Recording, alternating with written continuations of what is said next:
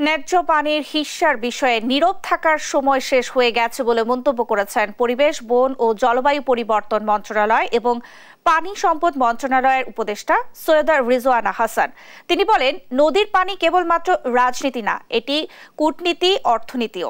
রোববার বেলা 11:30টার দিকে ফেনীর পরশুরামের নিজ কালিকাপুর এলাকায় বন্যায় ভাঙন কবলিত বাল্লামোখা বাঁধ পরিদর্শন শেষে তিনি কথা বলেন। উপদেষ্টা বলেন, ভারতের সঙ্গে শুধুমাত্র একটি নদী নয়, প্রায় সবগুলো নদী নিয়ে সমস্যা। আমাদের 57টি অভিন্ন নদী রয়েছে, কিন্তু এখনো চুক্তি স্বাক্ষর হয়নি। তিনি বলেন, ফেনীর মানুষের জন্য বন্যা আকস্মিক হলেও তিস্তা পাড়ের মানুষকে প্রতি বছরই বন্যার মোকাবেলা করতে হয়।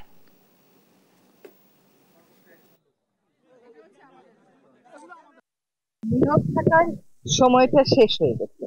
সরকারি পর্যায়ে যদি কোনো নীরবতা থেকে থাকতো, যদি কোনো নিষ্ক্রিয়তা থেকে থাকতো, সেই দিনটা শেষ হয়ে গেছে। তবে একটা কথা সবাইকে মাথায় রাখতে হবে যে নদীর পানি কেবলমাত্র রাজনীতি না, এটা কূটনীতিও, এটা অর্থনীতিও। ভারতের সাথে আমাদের এই সমস্যা কেবলমাত্র যে এই নদীর কেন্দ্রিক তা না, এটা কিন্তু প্রায় সকল নদী কেন্দ্রিক।